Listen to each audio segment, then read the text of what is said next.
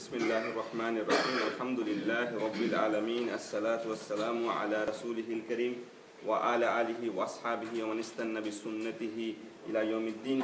Assalamu alaikum wa rahmatullahi wa barakatuh, brothers.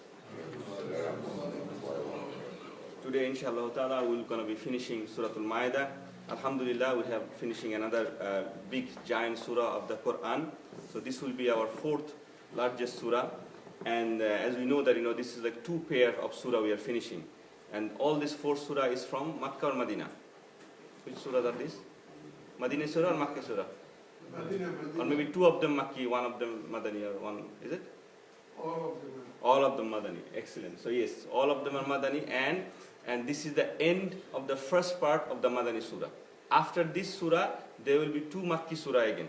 And then there will be a few again, Madani surah, two Madani surah again, and then it will be long Makki surahs until we go to surah like Surah Al-Ahzab, and inshallah that's surah number 33. So in between there's a lot of Makki surah, and this trend actually, there is also a miracle sign of Allah subhanahu wa ta'ala. There are reasons why Allah subhanahu wa ta'ala instructed Rasulullah sallallahu alaihi wasallam to organize the Quran in this way. And in scholars has found, inshallah ta'ala, we'll discuss one day that why one surah come after like this way. We did Surah Baqarah and Ali Imran, and we said these are the two pair surah. So pair surah means there are some commonalities of the surah, the contents probably extend the other one, complement the other one. Same way, Surah Nisa is the pair surah of Surah Al-Ma'idah, and inshallah ta'ala we'll be finishing Surah Al-Ma'idah today, and we will see the end part of both of the surah is very similar topic that Allah subhanahu wa ta'ala talking about. So let's begin inshallah ta'ala. And today's topic actually basically one major incident, as I mentioned before last week, that this surah name is Ma'idah, meaning the table spread, and the incident why this surah is named Ma'idah, why Allah subhanahu wa ta'ala or maybe the Sahaba or Rasulullah himself actually choose the name, that where is this word Ma'idah in the whole surah. We'll come to that incident today, and that incident will basically finish the surah. So before we start to that incident, there are a few ayat. This 4 ayats is about the last two instruction in this surah to the believers from Allah subhanahu wa ta'ala. As you all know that we went through this surah, and we told that this surah is post Hudaybiyah. So when the Muslim community is strong, they know that they don't have any worries about war now, because the treaty has been done, and a lot of people have accepted Islam at that time. And that's why Allah subhanahu wa ta'ala revealing a lot of dietary laws, what is haram, what is haram, a lot of laws about the social laws, the justice laws, how to distribute the inheritance. There's some mentioned in Surah An-Nisa and even in here. And then Allah subhanahu wa ta'ala mentioned the ihram thing. Last week we did what you should do or should not do during the time of ihram, during the time of Hajj. Now these two ayah is regarding about your will, as you can say, or a bequest. Like before you die, you must make sure you have your will. And if death comes on a sudden, because we don't know when we're going to die, so Allah subhanahu wa ta'ala is saying that, oh, you believe, it is your responsibility to fix up yourself, basically.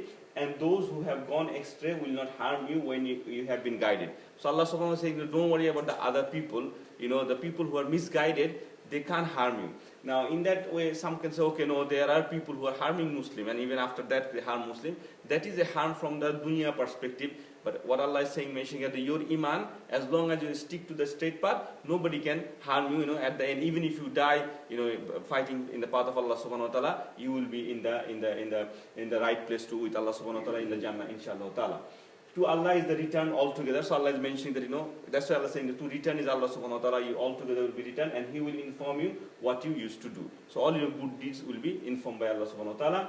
Now, ayah 106, 107, 108 is talking about the how to deal with the will thing. So Allah is saying if the death comes to you, you must find two people who are just, and you make them witness that this is my will. If I die, so distribute my property in this way, or I wanted to give this part to this, or I have debt with these people, fill up my debt. All these things have to be done by these two people. And then Allah subhanahu wa ta'ala say, if you are in traveling and if you don't find two people who you can trust. So sometimes people around you, your relatives, you trust them. But you're in a place, you're in a land, you don't know anybody. So you just choose two people, but you're not fully trustworthy with them. In that say Allah saying, if these two, they have to take oath of Allah subhanahu wa ta'ala. So they have to say, okay, well, we oath by Allah subhanahu wa ta'ala, we swear by Allah subhanahu wa ta'ala that, yes, whatever you're saying, we're going to deliver you after you die. And this ayah has been revealed because Allah knows there's a lot of time, and it happened before, after that, in the war, that, people are, injured in the war, and they know because there's a treatment was not like, now this time, so they suffer a long time after the war, like maybe a week or 2 weeks or a month, and they know they're going close to the death because the injury is not healing. So, and this has happened with a lot of Sahaba also. So that's why Allah is saying that, you make sure before you pass away, your will is fixed. And if those two people are, not just, if they are not, they're saying something lie, it is on Allah subhanahu wa ta'ala that Allah subhanahu wa ta'ala will punish them, as they lied by the name of Allah subhanahu wa ta'ala. Now we go to the last incident of the surah, and this incident is about obviously Isa alayhi salam. And we know in the end of the Surah Nisa also, Allah talked about Jesus, the son of Mary, Isa alayhi salam. And over there Allah said, Allah mentioned his assumed death, that as they believe that that he's been crucified, but Allah said no, they never crucified him, they never killed him, I took him up. Okay, and that's what Allah mentioned in Surah Nisa. Here Allah mentioning two incidents with Isa alayhi salam. One in his lifetime, and another incident we'll talk about today in the same passage. That incident is in the judgment day, when Allah will talk to Isa alayhi salam in front of all his followers. So the first incident, it happened already. What is the incident? Allah is saying that, Allah will say, O Jesus, son of Mary, remember my favor. So this is the thing Allah will say to him in the judgment day, my favor upon you and upon your mother. So Allah is saying, remember that those days that I have given my favor on you, I have made you a Nabi and a Rasul, and I helped your mother Mary also. Also, with whom? With the Jibril. So Jibril came to you and helped you, and you talked from the kahal, meaning you talked from the first day on your mother's cradle, or the cradle, you spoke from there, and also you talked in maturity. Now, talking from when a baby is 1 day old, we mentioned this one before in Surah Al Imran. Talking a baby when he's 1 day old is a miracle, obviously. There's no baby can talk when he's born. But talking in maturity is normal, like we do. When people get mature, everybody talks. But why Allah subhanahu wa ta'ala mentioned this here? Because He's talking in maturity is a miracle itself. Because in Arabic language, and even in our time, mature means, when a man reach towards the 40, and Allah mentioned this 40 few times in the Quran, that when a man reach 40, he becomes mature, like, a complete adult man. And that's why, our Prophet ﷺ, that's not the reason, but, that is another reason Rasulullah has been being prophet when he was 40 years old. And Allah mentioned in the time of Sulaiman a dua that, a man will reach to the 40 years old and he will raise hand to the Allah subhanahu wa ta'ala for his parents and everything. So, for him, for Isa, talking in 40 is a miracle. Why? Because he was taken to Allah subhanahu wa ta'ala when he was only 32 or 33 years old. And he's still alive. And he's reaching from 32 to 40 years is a long time. It's a long, long time. Thousands of years now passed away. It's almost 2,000 years, and we don't know how long yet. And then he will come back. So his talking in maturity is just as miracle as a baby talking on the first day. So that's why Allah subhanahu wa ta'ala mentioned this one. Otherwise, it's not a miracle, by talking in maturity. It's something normal. Then Allah said, remember, I taught you writing and wisdom. Meaning Allah gave him he was a scholar, he was like a complete expert of Torah and Injil. So he has full knowledge about the books before him and the thing that Allah subhanahu wa ta'ala revealed to him. And when you design from the clay like the form of a bird.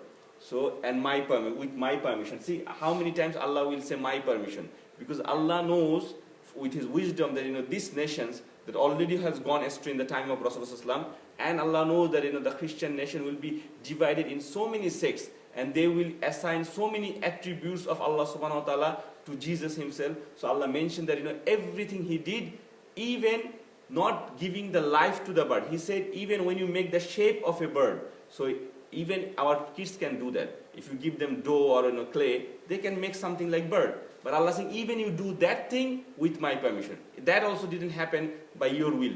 And then you blow into it. And then it became alive with my permission. And then it flew away. And this incident is mentioned in the Quran twice. And it's a very interesting thing. You will never find this incident Like, another things mentioned here, he has cured the leopard and the blind and give life to the dead. So a person died, and Isa alayhi salam, with the permission of Allah subhanahu wa ta'ala, that person came back to alive. All these things mentioned in the Bible, you'll find it in the Bible. But the bird incident, which Allah mentioned twice in the Quran, you'll never find it in any authentic Bible. Authentic Bible, or meaning the popular Bible, the four Bibles, they have the New Testament, you won't find it here. Only 100 or 150 years ago, maybe 120 years ago, in Egypt, they found a monastery, and they dig through it, and they found some manuscript of Bible. It's a different Bible. And they said, yeah, this is our Bible. They can read the scripts. And they found out the person who did this, the priest or the father, whatever you call him, he was Thomas. So this is called Gospel of Thomas now. They have 4 gospel at the moment in the popular, Gospel of, John, Gospel of Luke, Gospel of, Mark, and, Matthew, Mark, Luke, and John. But now they have Gospel of Thomas. And you can buy it in the Amazon. You can just Google in Amazon, it's a Gospel of Thomas. You can even buy it. It's printed now. So they have taken it, they have printed it and everything. And in that one, this bird incident is mentioned. Imagine Allah subhanahu wa ta'ala mentioned in 1400 years ago in the Quran, and now they find it, and now they accept it. But obviously, few of the sects, they don't accept it. They say, no, this is a different manuscript, some probably manipulated it. But a lot of sect of Christianity, they accepted that, and they find that this bird incident in the Gospel of Thomas also. Now then Allah saying, and remember when I inspired the disciples. The disciples said, Hawariyun. Hawariyun are just like you can say the Sahaba of Isa alayhi salam. But what exactly Hawariyun, why Allah didn't call them companions, why Allah didn't call them Sahaba, call them Hawariyan, we'll talk about it in a different surah, Surah As-Saf, that has a more discussion of Hawariyun, inshallah. If we reach there, we'll talk about that at a later time. So the Hawariyun say, believe me and my messenger. So Allah inspired the Hawariyun. So basically, just like Allah has given guidance to Abu Bakr, Umar, Usman, just like them, Allah has inspired them and they believe. So they had full iman that yes, you are our Lord and He is our messenger, not Son of God or not anything else. He is our messenger. We have believed, so bear witness that indeed we are Muslim. And they say that we are Muslim. And then say, when the disciples said, O Jesus, the son of Mary. Even the disciple used to call him the Jesus, the son of Mary. Brother, these are the speech of Allah subhanahu wa ta'ala. There's no doubt at all in this speech, as you all believe that. This is, the Quran. And look how Allah put the things. So Allah didn't need to put this one, how they call Jesus. Allah could have said, Ya Nabi, or, Ya Sheikh, or whatever. They can call their prophet at their leader, okay? But Allah said, they also call him, O Jesus, son of Mary. Because they know that, he's not son of Allah subhanahu wa ta'ala, astaghfirullah. He is the son of Mary, the Maryam. And then say, can your Lord send down to us a table from the heaven? Then Jesus said, fear Allah, ittaqullah, in kuntum mu'minun, if you are believers. Why he said that? Because the Bani Israel, this is the last prophet to Bani Israel. Isa alayhi salam is the last prophet to the Bani Israel. And as you all know, after Isa, which prophet came?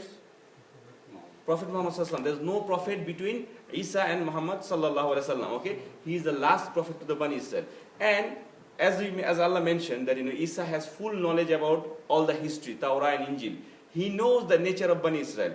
The one that we studied during the time of Musa in Surah Baqarah, that they used to get food from the sky. Allah give shade with the clouds and everything. All these favors that Allah have done to them, Isa alayhi salam know about that. And also Isa alayhi salam know how they are ungrateful to Allah subhanahu wa ta'ala. How they used to kill prophets. Even the cousin of Isa alayhi salam, Yahya, was killed by the Bani Israel, his follower.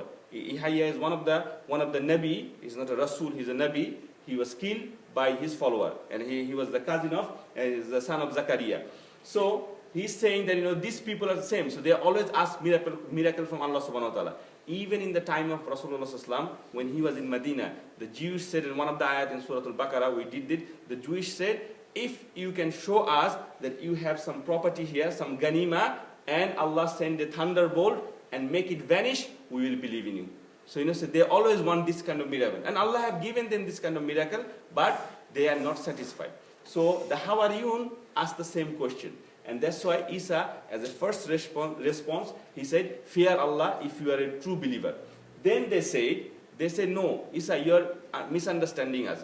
We are not like that. We are still the believer. But we want to satisfy our heart. just want to see, and we want to take it as a sign of Allah subhanahu wa ta'ala. This kind of sentence was done by another prophet. He also asked a miracle from Allah subhanahu wa ta'ala, and Allah asked, don't you believe?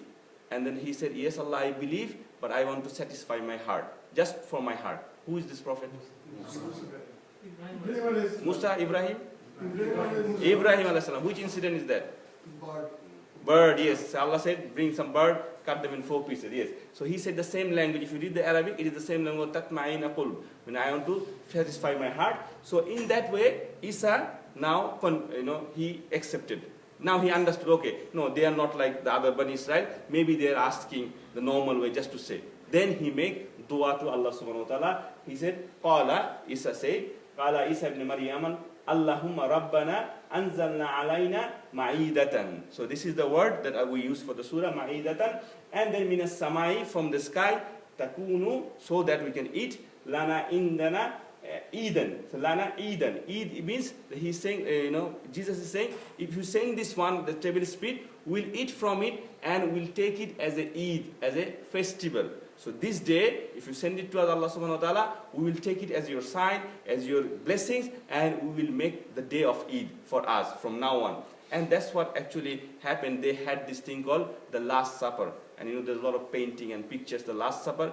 This is the even reference to that. This is the thing. And then Allah responded. And Allah responded in a very, very polite way, but there is some warnings in that way. Allah said, definitely, I will send it down to you. But whoever disbelieve afterwards from among these people, Allah said, I will, not the angels. Allah said, inni, I will punish them with a punishment which I have never punished with anybody else alive in this world. So Allah is saying, after this one I can send it to you. But after this one, anyone from your followers, if they disbelieve that you're not son of me or something like this, if they disbelieve in me, basically, I myself will take the responsibility to punish with such a punishment that was never been done before. And this is, as ulama said, this is the most strongest, harshest ayah in the Quran about punishment. Because other places, when you talk about the Jahannam, the fire, the ghislin, the liquid thing that you eat, the zakkum tree, all this, the thorn tree and everything, these are all things done by the angels, and these are the part of Jahannam that Allah created, okay? But here Allah subhanahu wa ta'ala didn't mention any of what type of punishment, but He only said, I myself will punish them, and I have never punished ahadan, meaning I have never punished someone like this way.